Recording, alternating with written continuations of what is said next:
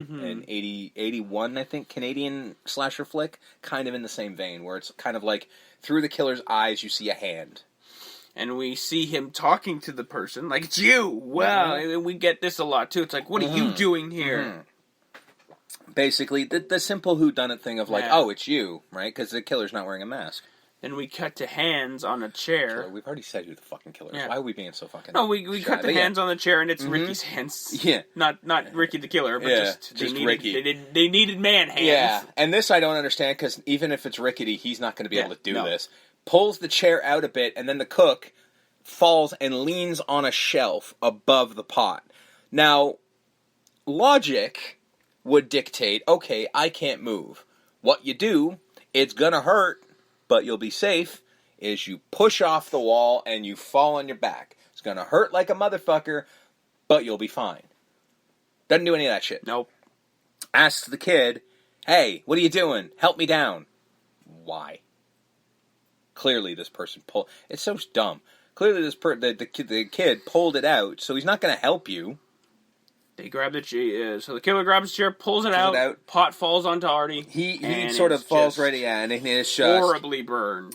And for good effect, because clearly this is the one you want, this is the cheering moment, they hold on him for a good 45 seconds to a minute of him just screaming and writhing in pain. And the things are bubbling, and his skin is popping. The effects are fucking top-notch here. Like, practical effects, beautiful. And his fingers are all... like mangled and shit. It looks great. So then... And they carry him out. He doesn't die. No, he does not. He does not die. But again, this is more of the crowd getting what they want, because if you listen to what the cop is saying, or the medic is saying, he's just like, every nerve ending in his body is on fire. This is the worst thing that can ever happen to you. And they're like, well, what about his eyes? It's too early to tell. He may never use them again. Like, his skin is just boiling off his body. Like, really implying that his whole life is over. Yeah. This is one of those things where it's like, might be a fate worse than death. And that's what they're giving him, which I respect the filmmakers for. This is exactly what you want. So Mel immediately covers it up. He's just like, there's no... I love Mel, because he's like, there's no reason to tell the campers, right? Like, we're okay, right? Again, looking for that money. So he goes to Ben, he's like, Ben, you want to be top chef? Yeah, like, you be head chef and we won't say shit. $50 and then, a week more. Yeah. Just don't say anything and we'll be alright. He's like, oh, yes, sir. Yes, that'd be great. And then he's like, what about your crew? Make sure you tell them, oh, they're fine. They won't say anything either. It's extremely stereotypical. Yeah. And it's like, well, that's some racism there. Welcome to the 80s. It's a thing. And he offers them, I think, another like $20 a week. He does, or whatever. yeah. He gives them a raise too. Gives everyone a raise, and that's all. Just hush money. Mm-hmm. And not the first time Mel covers everything up. He keeps going. Like, that's not even the first time he's like, there's no reason to tell the campers, right? Like, it's just a constant. To the boys' cabin now. Or one of the boys' cabins. This gave me so much anxiety. So we have the obvious target of everyone's pranks. Well, you gotta have some people to throw you off the game. Yeah. And Mozart's one of them. And it's one of those things, all you gotta do is one push-up, or one sit-up, Mozart, and you can do it. Mind over matter. But you can't do it. But the idea is he can't do it. Like, the idea is your mind. Yeah. He's like, all you're doing is focusing on your body is laying on the ground. You're not going to be able to get up. You're going to be amazed that you won't be able to get up because your mind is keeping you down, even though your muscles are straining to lift you up. Come on, Mozart. Let's go. In 3, 2, 1, and they lift off the blindfold, and he sits up because clearly that don't work. Yep. And right into the fucking ass of a kid. Yep. There is a surprising amount of children ass in this movie that I don't need. Nope. And it means nothing. No. None of this means really anything because I guess it just establishes it's Mozart is a potential killer based on them constantly picking on him. That's what this is. And then the other cool like dude counselor who was it Chino or Gino or whatever. He just walks in and goes, "What are you assholes doing? Like, just knock it off. You're all stupid. Come on, we gotta go play softball." Yeah, it's the softball team. It's like, because I guess they do like the younger kids versus the older kids. Yeah. And like, and I do enjoy it. He's like, all right, you guys are going to win, right? He's like, yeah, because I got a lot of fucking money riding on you. So you better goddamn well win. And this scene is long. Yeah, they show, like, it makes me, I'm like, I'm like literally they're playing like... softball for a good 10, 15 minutes. Well, not that long. No, well, maybe 10 minutes. Close to 10, yeah. I'd say about 8 to 10, yeah. It's a long scene. And it's really long of that. It's like a long-ass baseball scene, and I'm sitting there going, did we stop watching Sleepaway Camp? We're watching the fucking Sandlot now? Because it does kind of look like that. Mozart's playing boxing on his calculator. Yeah. And still manages to make the catch. I'm like, Jesus Christ, like... It would have helped to make Mozart the guy that could be the killer if he dropped the ball. But he caught it.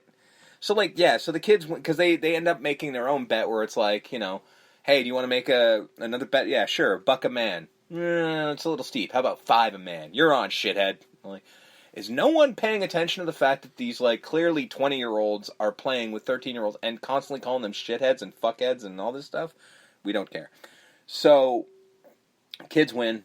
They're like, haha, fuck you, you're all assholes. And don't worry, we'll get them back.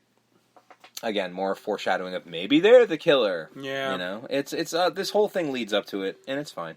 Then we get a couple boys picking on Angela. Mm-hmm. I think it's Billy and Kenny. Mm-hmm. And it's her. Hey, Angela, why are you so fucked up? Yeah. It's one of the greatest lines I've ever heard. Well, they go look. Everyone's in, like, the rec hall or whatever. Yeah, she's sitting there. It's a social, i.e. it's a dance. Staring off into the distance again. Mm-hmm. Eating a candy bar. Yeah, which is, I guess, why they did that in the audition. No emotion, no blinking. Can I also point out, like, the weirder... Oh, fuck, I lost my train of thought now. The candy bar threw me off. Fuck. Go ahead. I'll figure it out. So they walk up, they say the most sensitive things, and why are you so fucked up? Oh, I know what I want to say. The bitchy Meg, she knows what's wrong with Angela. Why is she such a cunt? What do you mean? She knows, because the nicer counselor told her. Remember, we heard about Angela. Oh, right. So they know about the fact, the water. They know about the fact that she doesn't talk much because of what happened, because let's face it, her brother was killed.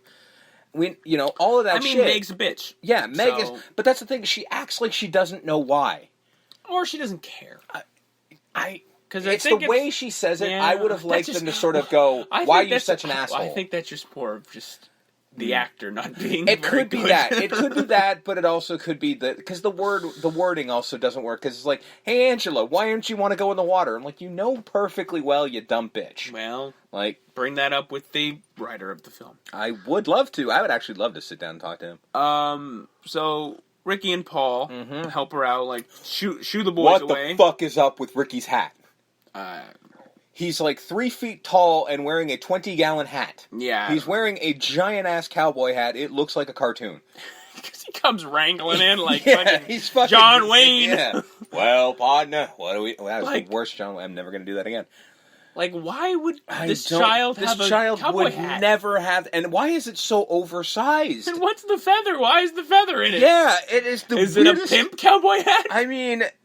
I swear to God. Ricky the Cowboy Pimp. But I have my Halloween costume. I'm coming as fucking Ricky the Cowboy Pimp? Ricky the Cowboy Pimp.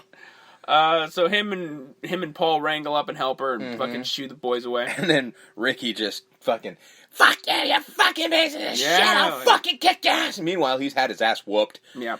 And then he's like, hey, shut up, Mel's right over there. He's like, I don't give a shit, fuck him. And I'm like, oh, Jesus, all right.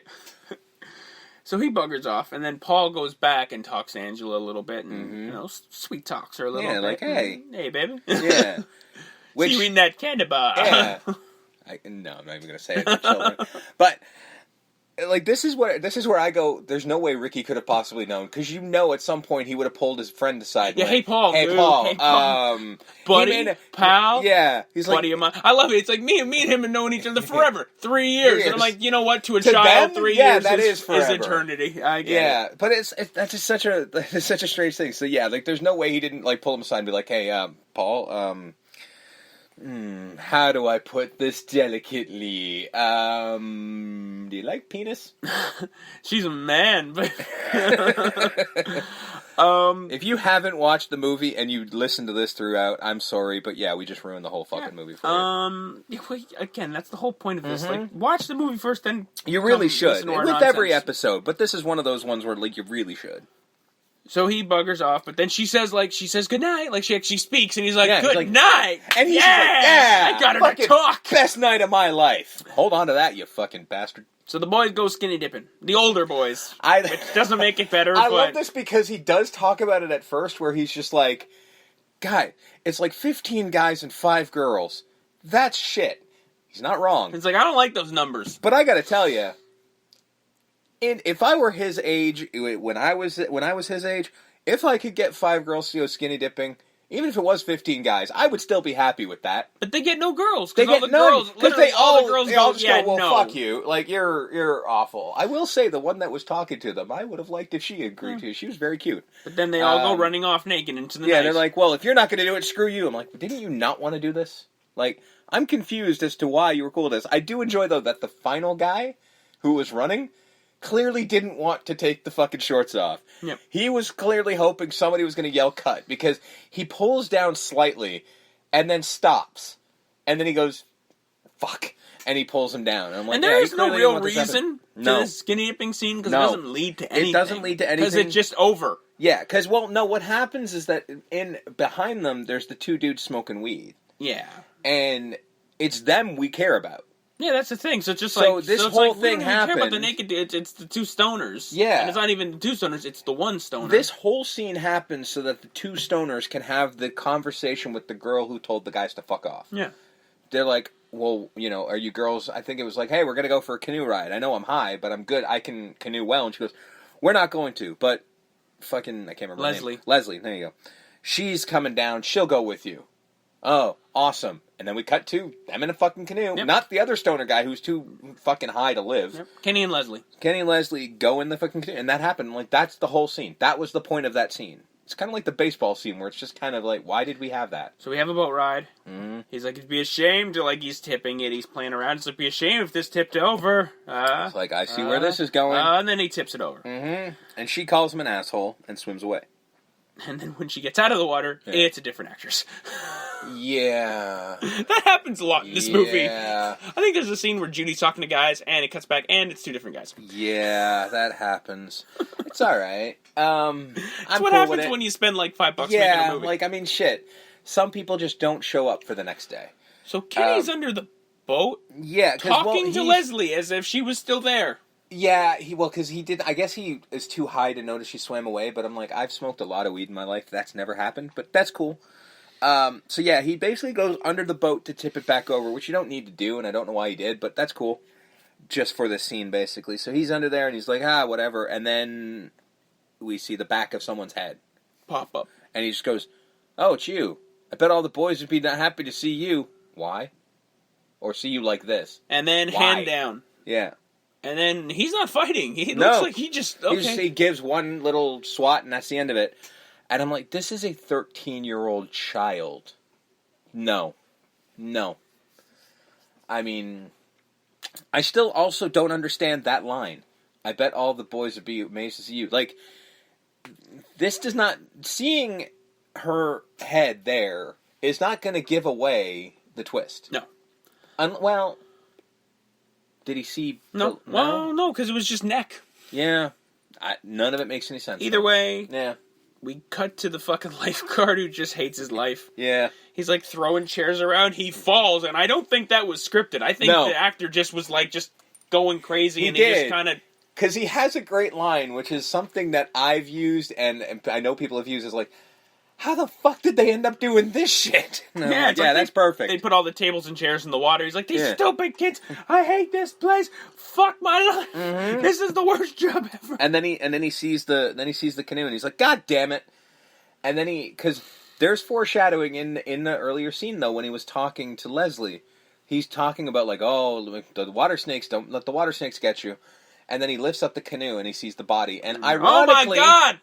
They killed Kenny! Yeah, really. You bastards. And then ironically, what crawls out of his mouth is a water snake. Yep. That is just fucking great. And that's a great prosthetic of the actor, too. Yes. It's a great, like, it looks cast amazing. Of the actor. Yeah, and, it like, looks amazing. Mouth agape, and it's all blue, and it's covered in seaweed. It's great. Looks excellent.